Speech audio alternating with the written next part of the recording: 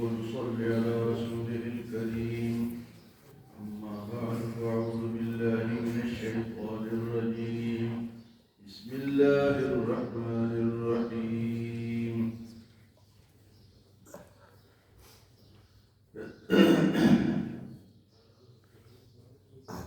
قتل الإنسان ما أكفره من أي شيء خلقه من نطفة خلقه فقدره ثم السبيل يسره ثم أماته فأقبره ثم إذا شاء أنشره كلا لما يقض ما أمره فلينظر الإنسان إلى طعامه أنا صببنا الماء صبا ثم شققنا الأرض شقا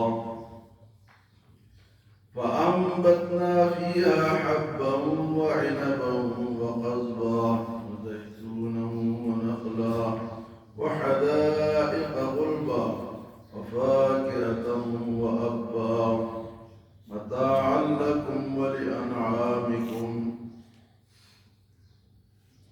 سورۃ عبسہ. حضرت عبداللہ بن مکتوم رضی اللہ تعالیٰ عنہ جو کہ حضور صلی اللہ علیہ وسلم کے مؤذن بھی تھے، آپ کی وجہ سے اللہ پاک نے غریب مسلمانوں کا ذکر فرمایا کہ غریبوں کی اہمیت اللہ کے ہاں کیا ہے. اب وہ نابینا صحابی آئے اور پہلے سے بڑے بڑے مالدار لوگ بیٹھے ہوئے تھے، حضور صلی اللہ علیہ وسلم کو تبلیغ فرما رہے تھے. تو آپ نے سوچا کہ یہ تو اپنا بندہ ہے، ایمان والا ہے، صحابی ہے، یہ تو باتیں سنتا رہتا ہے، میں ان کو تبلیغ کروں تاکہ یہ مسلمان ہو جائے. لیکن اللہ پاک نے فرمایا کہ یہ تو طالب بن کر آیا ہے، اس کو تو طلب ہے، تڑپ ہے، اس کی بڑی اہمیت ہے. اور جن کو طلب اور تڑپ نہیں ہے بے شک وہ مالدار ہو، اللہ کے دربار میں ایسے لوگ قبول نہیں. غریب ہے لیکن تڑپ لے کر آیا، طلب لے کر آیا.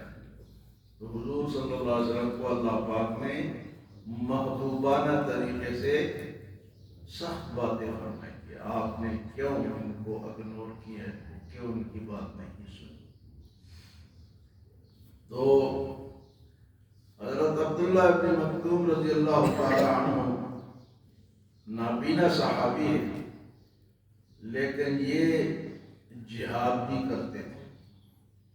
جنگ قادسیہ میں انہوں نے جھنڈا اٹھایا، جھنڈا پکڑتے تھے نا اس دور میں، تو جھنڈا ان کے ہاتھ میں، اور جنگ قادسیہ میں یہ شہید بھی ہوئے.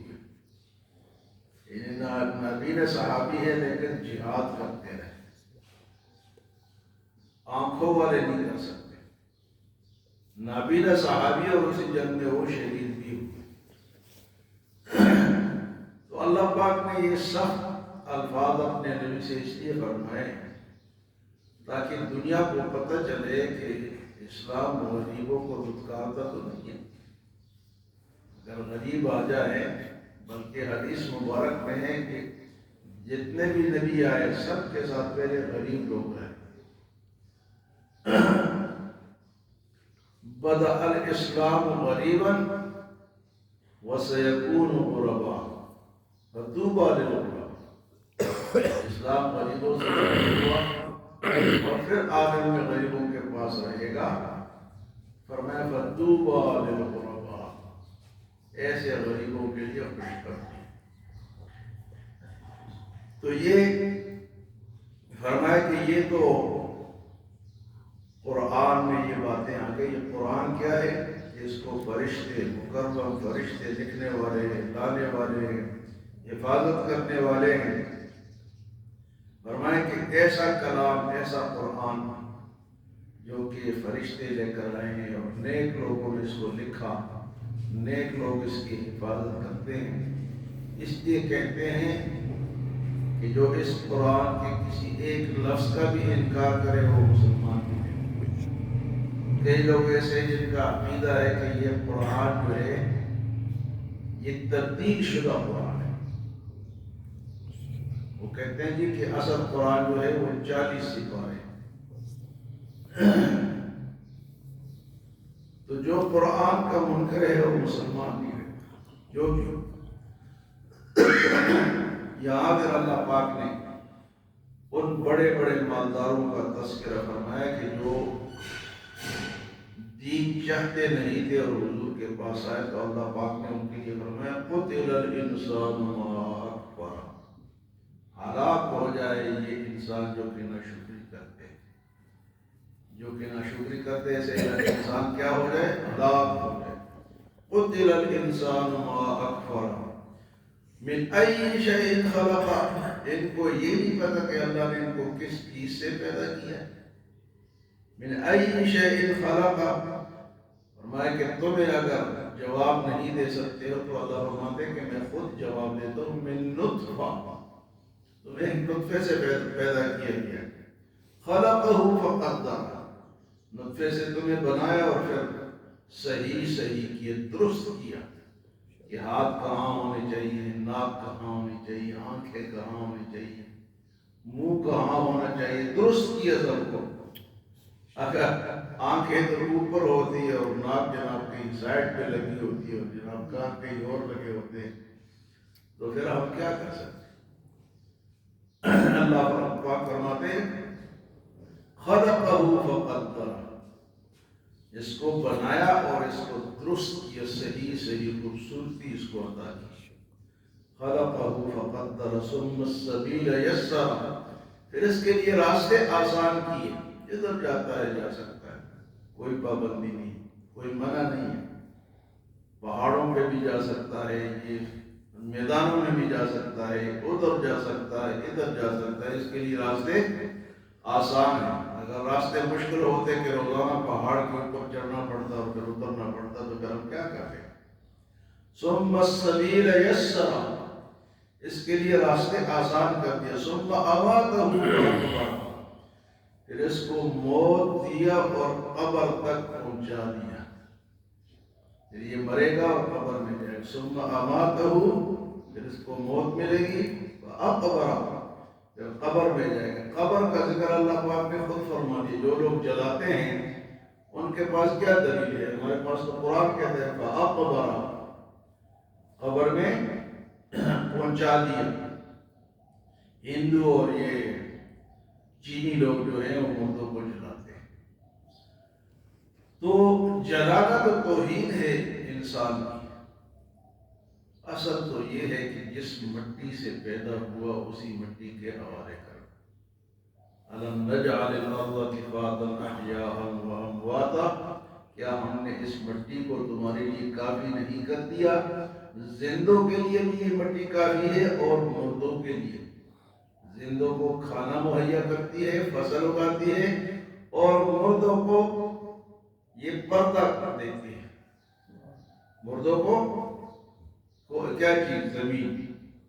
اگر مردوں کو پردہ نہ ملتا اور سارے جناب اللہ کا حکم ہوتا کہ ان کو گھروں میں رکھتے جاؤ، اندر تہخانے میں رکھتے جاؤ، ہمارے دادا پردادا لکڑ دادا فلاں فلاں فلاں، اس کو کہاں ہم رکھیں؟ یہ تو پوری ڈھیر لگ جاتی گھروں میں۔ لیکن اللہ نے فرمایا کہ اس مٹی سے بنایا اور یہ مٹی تمہیں پردہ بھی دے، پردہ ہو جاتا ہے انسان، اور بنا بھی مٹی سے اور مٹی میں مل بھی جاتا ہے۔ ثم اماتہ فاقبرہ، پھر موت دی اللہ نے اور قبر تک پہنچا دیا۔ ثم اذا شاء انشرہ، اور جب چاہے گا تو دوبارہ اٹھا دے گا۔ جو لوگ آخرت کے منکر ہیں نا کہ دوبارہ کون اٹھے گا، یہ اللہ فرماتا ہے کہ میں نے بنایا اور جناب قبر تک پہنچایا، جب چاہوں گا دوبارہ اٹھاؤں گا۔ ثم اذا شاء انشرہ، فرمایا کلا لما یقض ما امر، خبردار انسان کو جو حکم ملا ہے اس نے اس کو پورا نہیں کیا۔ جو حکم اس کو ملتا ہے اس کو پورا اپنی مرضی کرتا ہے. کلا لما یقض ما امر، یہ تو ہو گئی انسان کی بناوٹ اور اس کا فوت ہونا اور دوبارہ نکلنا. یہ تو یہ نعمتیں ہوں گی. اور وہ جو کھانے پینے کی نعمتیں ہیں اس کا اللہ پاک ذکر فرماتے ہیں فَلْيَنْظُرِ الْإِنسَانُ إِلَىٰ طَعَامِهِ، انسان اپنے کھانے کو دیکھے، جو کھاتا ہے اس کو دیکھے یہ کہاں سے اس کو مہیا ہوتا ہے. أَنَّا صَبَبْنَا الْمَاءَ صَبًّا، ہم نے پانی کو اتارا. پانی اتارنا، آسمان سے پانی اتارا. یہ اپنے کھانے کو دیکھے کس طرح ہم نے اس کو مہیا کیا. أَنَّا صَبَبْنَا الْمَاءَ صَبًّا ثُمَّ شَقَقْنَا الْأَرْضَ شَقًّا، پھر ہم نے زمین کو پھاڑا. زمین کو پھاڑنا، اب ایک دن کا جو نکلتا ہے کومپل، جو فصل کی کومپل نکلتی ہے اتنی نازک اور باریک ہوتی ہے، لیکن اللہ فرماتے ہیں کہ اس میں اتنا زور اللہ نے رکھا ہے جو زمین سے نکل آتا ہے. فرمایا کہ ثم شققنا الارض شقا، تو یہ اللہ کی شان ہے. اور اوپر کتنا زور لگائے کہ مٹی کے اندر دبی ہوئی ہے، اوپر مٹی پڑی ہوئی، لیکن اس کو اللہ نے اتنی طاقت دی ہے کہ باہر نکل آتا. ثم شققنا الارض شقا فانبتنا فيها حبا، اس میں سے ہم دانے نکالتے ہیں. وعنبا وقضبا، اور انگور اور سبزیاں ترکاریاں. وعنبا وقضبا والزیتون ونخلا، زیتون اور کھجور. یہ سب کس کے لیے؟ اس کے خوراک کے لیے اللہ نے بنائے ہیں. وحدائق غلبا، اور گھنے باغات، بڑے بڑے باغات، گھنے باغات، ہر قسم کے پھل. وحدائق غلبا وفاکہۃ وابا، اور پھل اور چارہ. پھل انسانوں کے لیے اور چارہ جانوروں کے لیے. وفاکہۃ وابا متاعا لکم ولانعامکم، یہ تمہارے لیے زندگی کی چیزیں ہیں اور تمہارے جانوروں کے لیے. جانور اللہ نے بنائے ہیں لیکن ان کا بھی خیال رکھا ہے کہ کھائیں گے کیا. تو چارہ بھی کس نے نکالا؟ اللہ نے. متاعا لکم ولانعامکم، اللہ نے قرآن میں